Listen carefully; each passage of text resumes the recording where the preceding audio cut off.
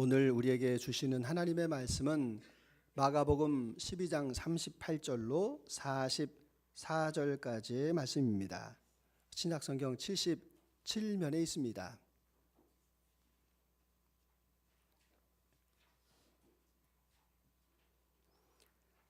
마가복음 12장 38절로 44절까지의 말씀, 하나님의 말씀을 받들어 읽을 때 마지막 절을 같이 합독하겠습니다. 예수께서 가르치실 때에 이르시되 긴 옷을 입고 다니는 것과 시장에서 문안받는 것과 회당의 높은 자리와 잔치의 윗자리를 원하는 서기관들을 삼가라. 그들은 과부의 가산을 삼키며 외식으로 길게 기도하는 자니 그 받는 판결이 더욱 중하리라 하시니라. 예수께서 헌금함에 대하여 앉으사 무리가 어떻게 헌금함에 돈 넣는가를 보실 때 여러 부자는 많이 넣는데 한 가난한 과부는 와서 2렙돈 곧 한 고드란트를 넣는지라. 예수께서 제자들을 불러다가 이르시되 내가 진실로 너희에게 이르노니 이 가난한 과부는 헌금함에 넣는 모든 사람보다 많이 넣었도다. 그들은 다 풍족한 중에서 넣었거니와 이 과부는 그 가난한 중에서 자기 모든 소유 곧 생활비 전부를 넣었느니라 하시니라. 아멘. 그럼 우리 제목같이 한번 읽어보겠습니다. 욕심을 버리니 자유합니다. 욕심을 버리니 자유합니다. 우리가 예배를 드립니다. 예배를 드릴 때 마음의 소망이 뭡니까? 하나님, 내가 예수님을 잘 믿기를 원합니다. 내가 바른 신앙 갖기를 원합니다. 그러면 우리가 이 신앙이라고 하는 것이 무엇인지를 생각해 볼 필요가 있지 않습니까? 신학이라든지 교리라든지 여러 가지 많은 것들로 우리가 신앙에 대해서 정리를 잘 하지 못할 때가 많습니다. 이런 구약에서 신앙은 무엇인가 하면 율법을 주셨습니다. 그래서 말씀을 잘 지키는 것, 그것이 바른 신앙입니다. 신약을 사는 우리는 어떻습니까? 예수님께서 말씀이십니다. 그래서 말씀 되신 예수님을 잘 믿고, 그리고 우리의 죄를 용서함 받고, 그리고 예수님을 따라 사는 것입니다. 예수님처럼 사는 것입니다. 예수님처럼 가난하고 소외되고 어려운 사람들을 섬기며 사는 것, 그것이 바로 바른 신앙입니다. 이런 바른 신앙 우리가 갖기를 원하는데 한 가지 갈등이 있습니다. 그 신앙과 믿음을 가지고 세상에서 살려니까 이게 부딪히는 게 참 많습니다. 그래서 우리가 믿기는 하는데 그대로 살지 않는 사람이 있습니다. 또 많지는 않지만 믿음을 가지고 그대로 삶 속에서 실천하며 사는 사람이 있습니다. 믿음은 있는데 제대로 살지 못하는 사람을 종교인이라고 합니다. 말씀대로 사는 사람을 신앙인이라고 합니다.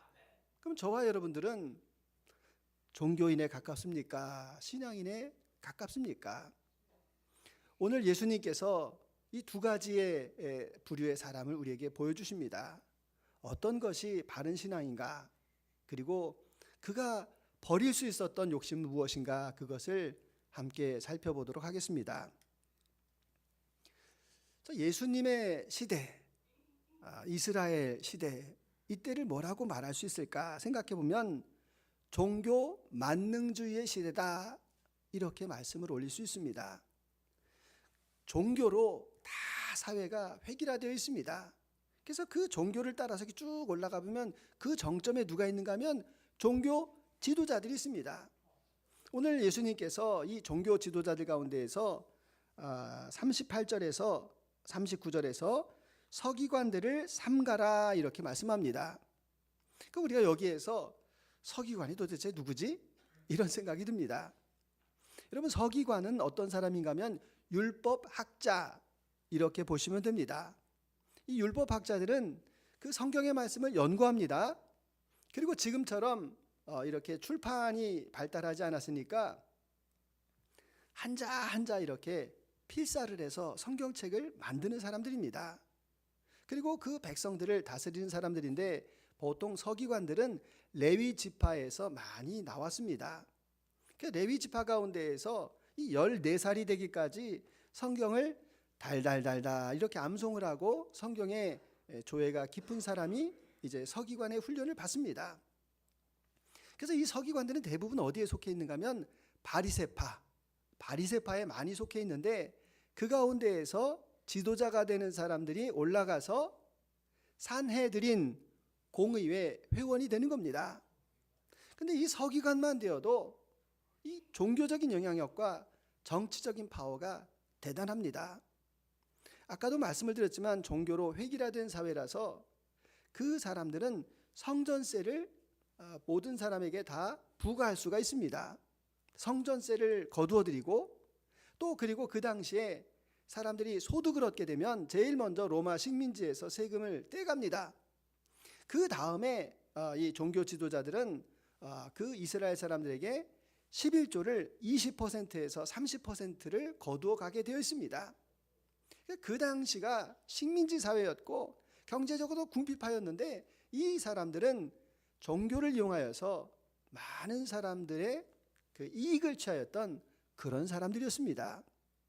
여러분, 이 종교적인 사람일수록 더 가면을 많이 씁니다.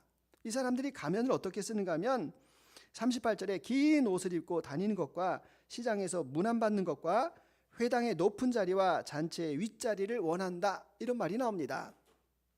이 긴 옷을 입었다라는 말이 무슨 말인가 하면 우리 성가대 가운과 같이 긴 드레스를 입습니다. 아마로 만들어진 하얀색 옷을 입는데 이 소매자락이 굉장히 넓습니다. 근데 이 소매자락에다가 이렇게 성경 구절을 씁니다. 그러니까 우리는 옷을 입을 때에도 삶을 살아갈 때도 하나님의 말씀을 늘 가까이 하는 사람입니다, 이런 표시입니다. 또 사람들이 모여 있는 곳에서 이 높은 자리에서 또 시장에서 문안받는 것을 좋아합니다. 왜냐하면 그 사람들은 사람들이 존경을 표해 가지고 인사를 합니다. 위대한 서기관이시여, 뭐 이렇게 인사를 하는데 그 인사 받는 것을 즐겨하는 그런 사람들이었습니다.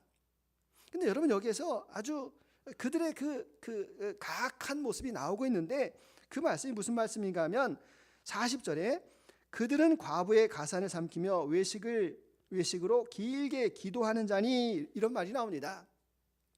이게 무슨 말인가 하면, 여러분, 남편을 잃은 이제 여인이 있습니다. 그냥 사회적으로도 가난할 뿐만 아니라 그 가난한데 그만한 재산이 있지 않습니까? 그럼 그 재산을 가지고 노후까지 살아가야 되는데 그걸 누구한테 의탁할 사람이 없습니다.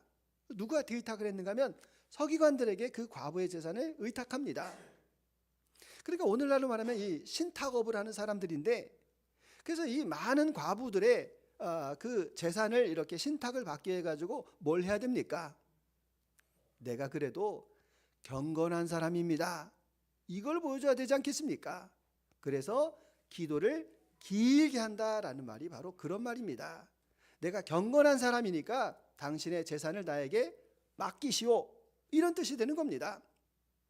뿐만 아니라 이 사람들은 재판을 할 수가 있습니다.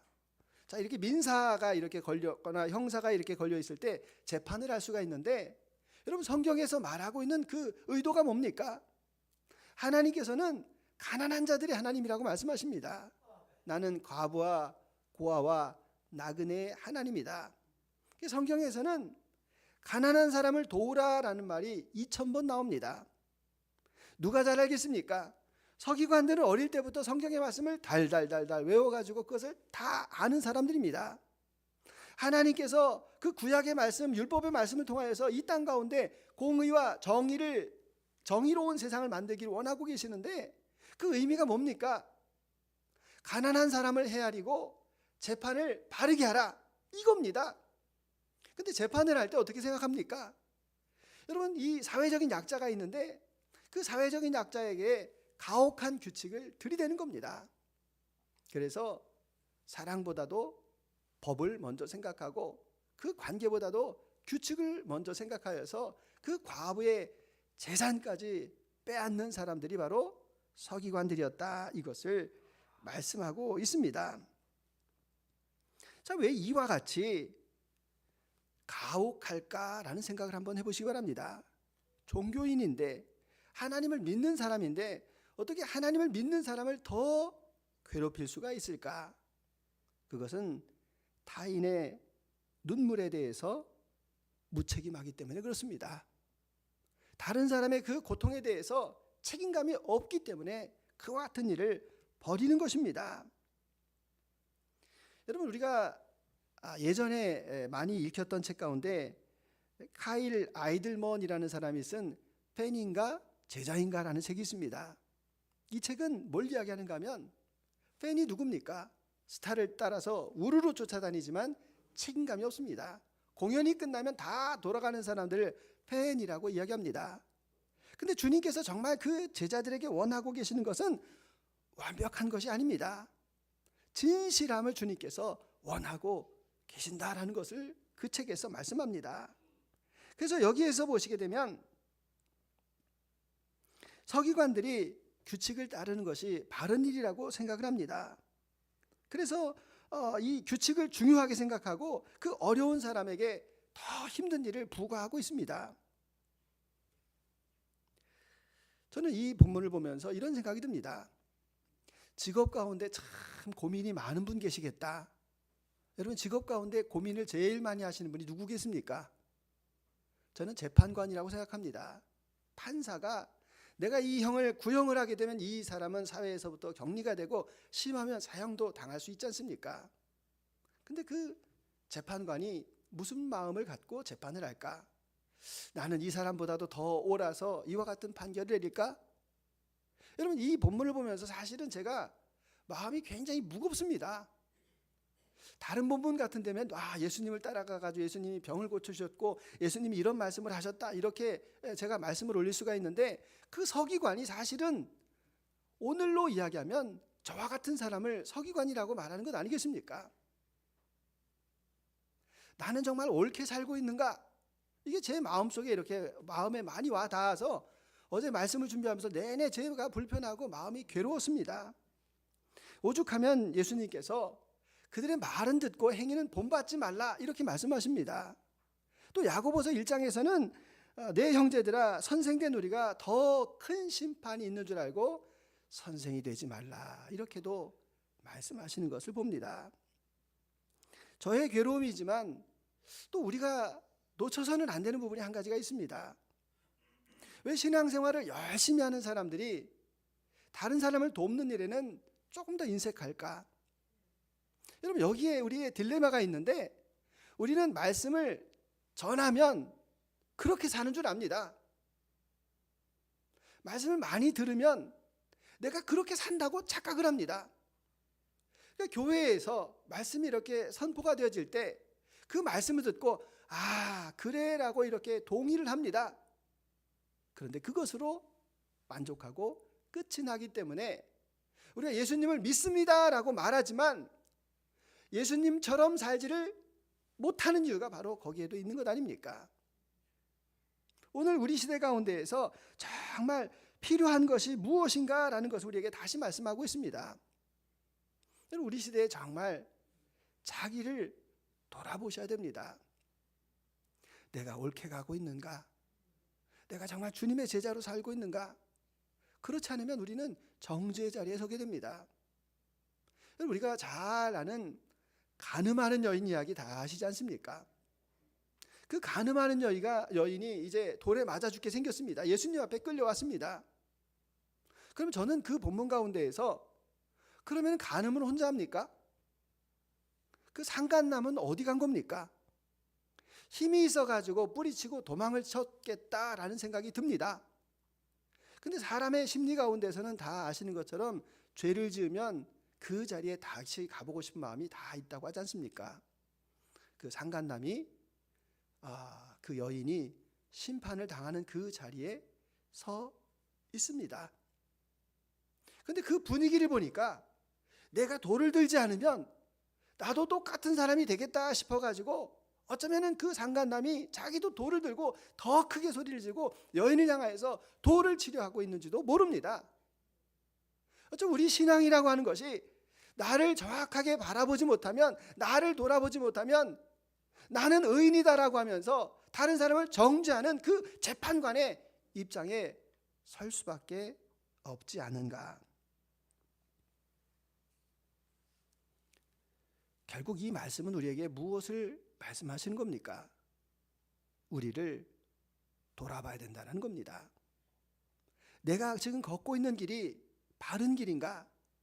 내가 말하고 판단하고 생각하는 것이 정말 주님께서 원하시는 길인가라는 것을 우리에게 묻고 있는 그러한 질문, 예수님을 이용하는 그러한 사람들의 이야기입니다. 그러면 예수님께서 관심 있게 보고 있는 한 사람이 여기에서 등장합니다. 41절에서 예수님께서 헌금함에 대하여 앉으셨다 이렇게 말씀하십니다. 헌금함이 있는 곳은 성전입니다. 성전에는 13개의 헌금함이 이렇게 쭉 있습니다. 전에도 말씀을 올렸지만 이 헌금함이 나팔통같이 이렇게 돼 있어가지고 이제 돈을 떨어뜨리면 무거운 돈일수록 값 나가는 돈일수록 소리가 크게 울리게 이렇게 만들어놨습니다. 그러니까 부자들은 13개 가운데에서 어디 가서 하겠습니까? 부자들은 사람들이 많이 모여있는 곳에 가서 할 겁니다. 왜냐하면 이 동전 소리, 이 돈 소리를 들으시오라고 하는 그런 마음이 그들의 마음 가운데 있지 않겠습니까? 그런데 그 가난한 한 과부가 나오는데 그 가난한 과부는 2렙돈의 헌금을 드리고 있습니다. 2렙돈이라고 하면은 하루 노동자의 품삯 64분의 1 정도라고 말하는데 오늘날 20만 원으로 계산하면 대략 3천 원이 못 됩니다. 3천 원 가지고 뭐 할 수 있을까 생각해 보니까 식빵 하나 살 수 있습니다. 라면 3봉지 삽니다. 라면 3봉지 사면 다 끝나기 때문에 아파도 병원에 못 갑니다. 시내버스도 못 탑니다. 겨우 그것만 의지해서 사는 그 여인이었는데 예수님께서 이 여인을 칭찬하십니다. 부자는 그 풍족한 중에 넣었거니와 44절에서 이 가난한 과부는 그 가난한 중에서 자기의 모든 소유 곧 생활비 전부를 넣었느니라. 모든 소유 가운데서 생활비 전부를 넣었다. 여러분 이 두 여인에게서 이 2렙돈이라고 하는 것은 뭘 상징하는 거겠습니까? 이 2렙돈을 하나님 앞에 드리면 라면 3봉지를 살 수가 없습니다. 식빵 하나도 살 수가 없습니다. 다 드리는 거기 때문에 이 2렙돈은 자기 자신입니다. 자기 자신을 하나님 앞에 바치는 겁니다. 우리가 오늘 우리 시대에 이렇게 보게 되면 도로에서 이렇게 스티커가 많이 이렇게 붙어 있습니다. 가끔 웃을 때가 저도 많습니다. 참 우리나라 사람들은 너무 그 참 머리가 좋다. 초보 운전을 결초보은 뭐 이렇게 쓰기도 하고 뭐 처음입니다. 당신도 그럴 때가 있지 않았습니까? 뭐 이렇게도 쓰여 있는데 그 애기 엄마들 스티커에 뭐라고 써 있는 거 다 아시죠? 사고가 나면 우리 아이 먼저 구해주세요. 그 무슨 말입니까? 그 아이가 나 자신이라는 얘기입니다. 고종시대 때 을미사변이 일어나고 우리나라의 단발령, 우리나라도 이제 흰식머리 하자, 이렇게 상투 틀고 이런 거 하지 말자, 근대화하자 이렇게 이야기했습니다. 그랬더니 많은 유생과 선비들이 뭐라고 얘기합니까? 이것은 부모님에게 물려받은 것이라서 이것은 목숨과 같다. 차라리 내 목을 자라라. 내 머리카락에 손댈 수 없다. 그럼 여러분 이 머리카락이 뭡니까? 자신입니다. 자신. 여인이 정절을 지키기 위해서 목숨을 은장도로, 여러분 그것도 그 정절이라고 하는 것이 자기 자신 아닙니까? 마찬가지로 이 2렙돈이 액수로 계산할 수 있는 것이 아니라 그 여인의 생명이고 그 여인의 자기 자신과 같은 것을 하나님 앞에 드렸다라는 것을 우리에게 말씀하고 있습니다. 그러니까 여러분 우리가 자기 자신을 드린다. 이건 죽음을 경험하는 겁니다. 그런데 신앙을 잘 생각해 보시게 되면 종교는 지식으로도 충분합니다. 종교니까. 근데 신앙이라고 하는 것은 반드시 자기 죽음을 경험하셔야 됩니다. 내가 죽는 겁니다. 누구 앞에? 주님 앞에. 나는 주님 앞에 아무것도 아닙니다. 나는 그 사랑 앞에 나 자신을 다 내려놓습니다 라고 고백하는 것이 바로 신앙이기 때문에 그렇습니다. 내가 죽을 때 예수님의 생명을 경험하는 것 아닙니까? 내가 죽지 않으니까, 내 자아가 시퍼렇게 살아있으니까 내가 아무리 신앙생활을 해도 종교인에서 신앙인으로 바뀌어지지가 않는 겁니다. 우리가 늘 고백하지 않습니까? 사도신경에서 늘 고백합니다. 죽은 자 가운데서 다시 살아나사, 맞습니다. 죽어야지 다시 살아나는 거지, 죽지도 않았는데 어떻게 다시 살아난 겁니까? 잠자는 자들의 예수님께서 첫 열매가 되셨다. 죽은 자들 가운데에서 예수님께서 부활하시는 겁니다. 죽은 자를 주님께서 다시 살리는 겁니다. 살아있는 사람은 주님께서 살리실 필요가 없습니다. 그렇기 때문에 저와 여러분들은 영적으로 다 죽으셔야 됩니다. 그러면은 이 여인이 이렇게 자기의 것을 다 바쳤습니다. 그럼 세상 가운데에서 바보 아닙니까? 라면 값은 남겨놔야 되는 것 아닙니까?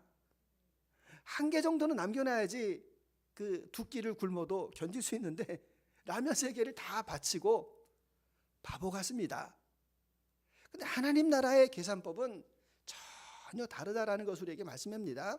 자, 우리 잘 알고 있는 히브리서 6장 10절 같이 읽어보겠습니다. 하나님은 불의하지 아니하사 너희 행위와 그의 이름을 위하여 나타낸 사랑으로 이미 성도를 섬기는 것과 이제도 섬기고 있는 것을 잊어버리지 아니하시니라. 하나님께서는 불의하지 않는다라는 겁니다. 그 가난한 과부가 2렙돈 자기 생명을 바쳤는데 그것을 기억하신다라는 겁니다. 너희의 행위를 기억하신다. 그리고 주님의 이름을 위하여서 나타낸 그 사랑을 주님께서 기억하신다라는 겁니다. 주님이 기억하시면 좋겠네. 예수님 사랑으로 가득 찬 모습, 천사도 흠모하는 아름다운 그 모습, 천국에서 해같이 빛나리. 히브리서 6장 19절 같이 읽어봅니다. 우리가 이 소망을 가지고 있는 것은 영혼의 닷 같아서 든든하고 견고하여 휘장 안에 들어가니라. 아멘. 그 여인이 그 2렙돈을 주님 앞에 드리는 그 소망은 영혼의 닷과 같아서 든든하고 견고하여서 휘장 안에 들어간다. 하나님께서 인정하시고 하나님 나라의 귀한 자가 된다라는 것을 말씀해 주고 있습니다.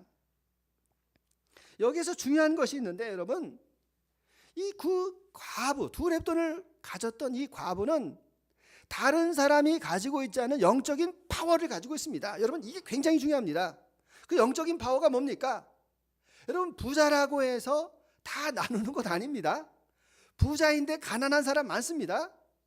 우리가 잘 알고 있는 대로 누가복음에서 한 부자의 이야기가 나오지 않습니까? 크게 소출을 얻어서 창고를 크게 짓고 내 영혼아 수고했다. 이제 먹고 마시고 즐거워하자라고 이야기할 때 하나님의 음성이 들립니다.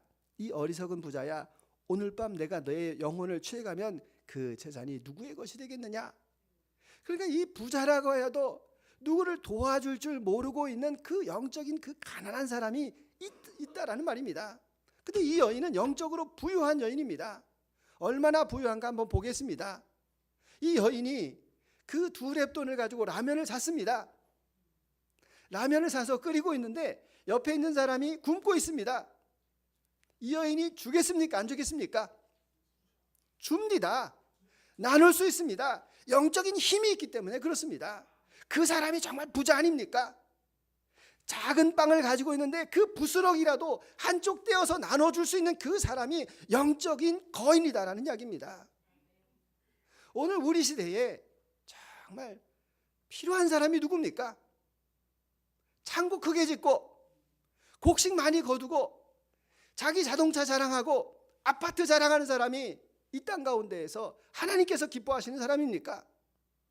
가난하게 살고 부족하여도 내가 가진 것에 감사하여서 그 작은 것까지도 나눌 수 있는 그 사람이 하나님께서 기뻐하시는 그런 사람 아닙니까? 오늘 우리 시대 가운데에서 그러한 사람이 필요한 것 아닙니까? 우리가 살아가는 이 시대 가운데 우울증이 많습니다. 5명 가운데에서 1명이 그 정신질환을 앓고 있는 그런 시대가 우리의 시대입니다. 왜 그렇습니까? 사람에게는 하고 싶은 일이 있습니다. 그 욕망이라고 합니다. 근데 그 욕망이 성취가 돼야지 삶에 의욕이 나는데 성취가 안 되는 겁니다.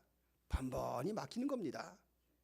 그럴 때 사람은 좌절하게 되고 우울하게 되고 그것이 깊어지게 되면 우울증으로 바뀌게 됩니다.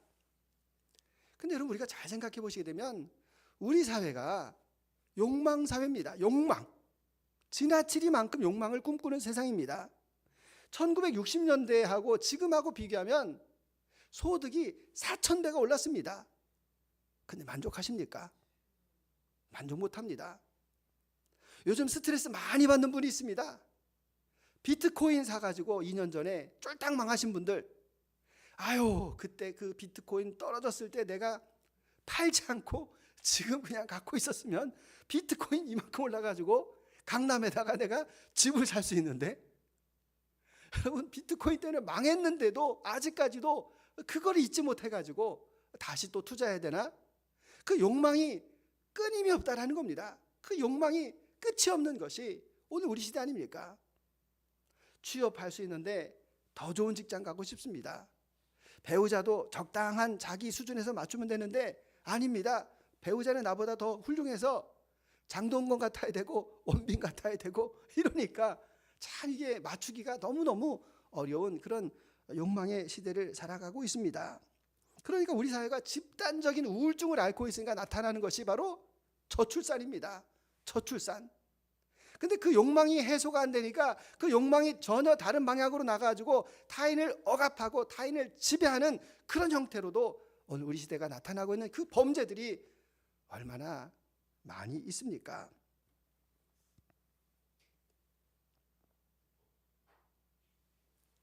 그래서 늘 우리가 말씀을 올리지만 우리가 십자가에서 다 끊어야 됩니다.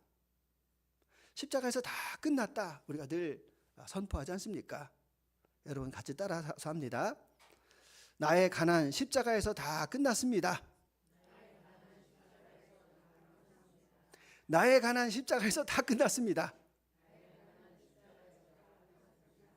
근데 다른 분들이 다 다른 것은 이해하는데 이게 이해가 안 되시는 분이 있습니다. 아니 가난 내가 십자가에서 다 끝났습니다 선포했는데 여전히 나 가난합니다 이렇게 말씀하시는 분이 있습니다.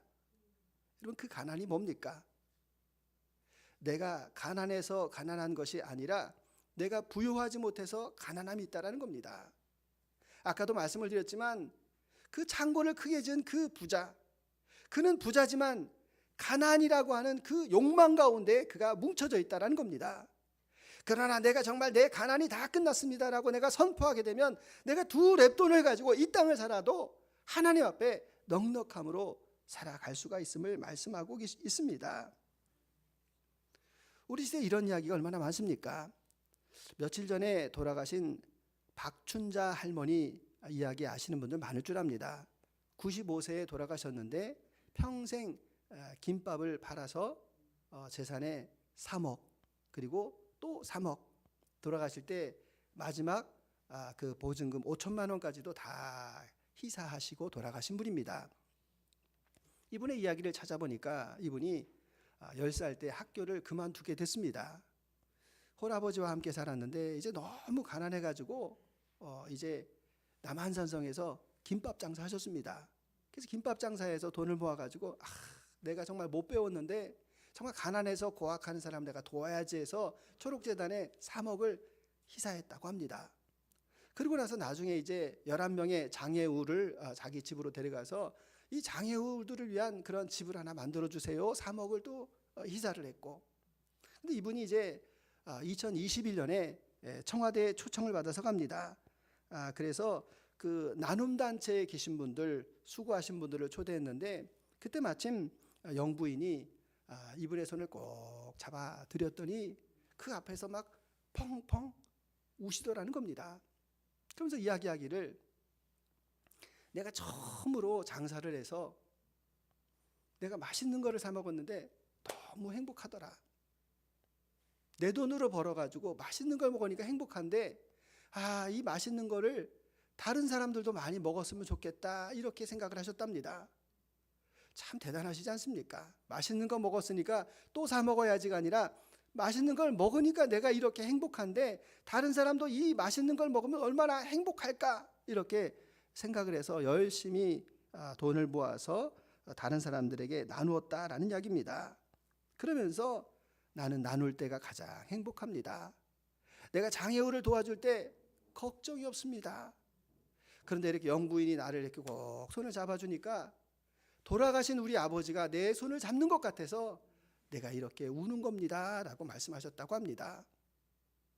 저는 이 박춘자 할머니도 참 귀하지만 그 손을 잡아주었을 뿐인데도 그것에 감사하고 울 수 있다면 우리가 큰 일이 아니더라도 그 작은 일, 누군가의 손을 잡아주는 일은 우리가 할 수 있는 것 아니겠습니까?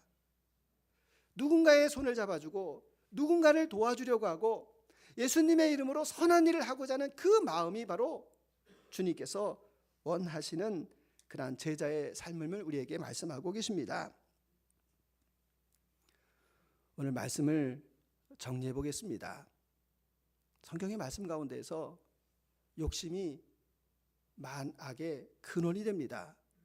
욕심이 잉태한즉 죄를 낳고 죄가 장성하여 사망을 낳느니라 라고 말씀합니다. 그래서 우리는 그 말씀에 대해서 압니다. 많이 들었습니다. 여러분, 내가 정말 예수님을 몰라가지고 지식이 부족해가지고 내가 못 믿겠다라고 하시는 분 계십니까? 다 압니다.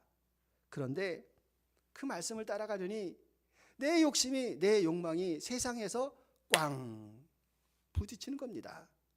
그래서 사람들이 신앙을 포기합니다.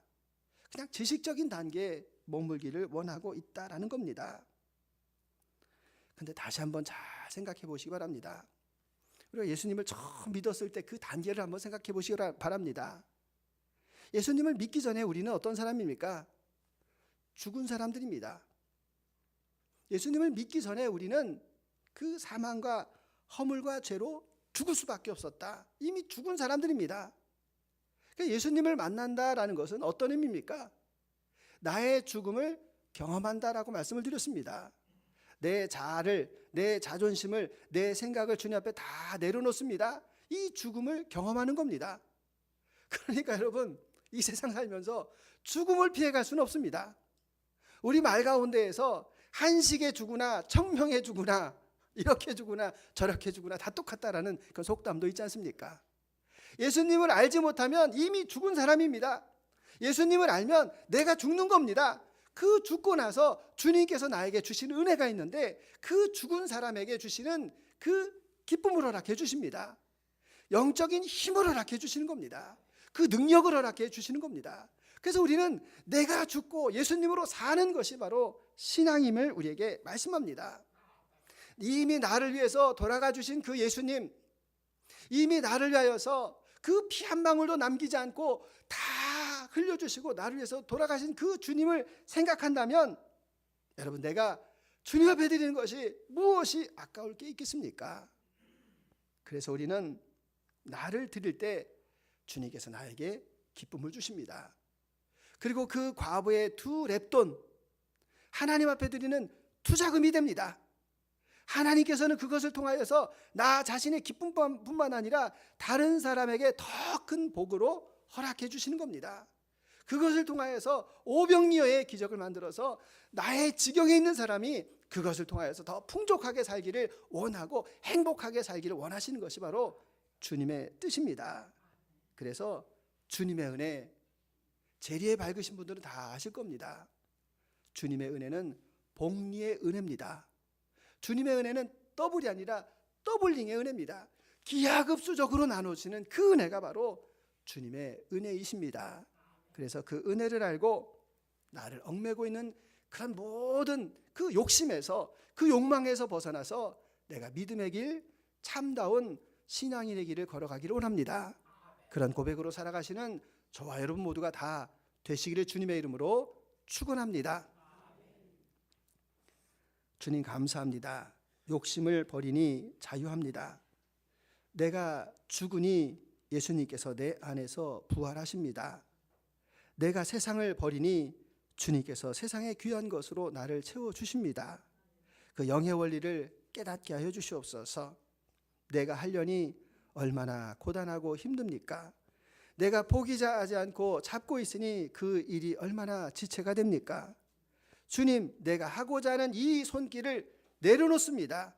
내 두 손을 다 펴서 주님 앞에 보여드립니다. 이제 주님의 몫입니다. 내가 드린 것을 통하여서, 나의 헌신을 통하여서, 나의 눈물을 통하여서 주님께서 이루실 더 큰 일들을 기대합니다. 그런 귀한 믿음이 우리 모두에게 넘쳐나게 하여 주시옵소서. 감사드리며 예수 그리스도의 이름으로 기도드립니다. 아멘.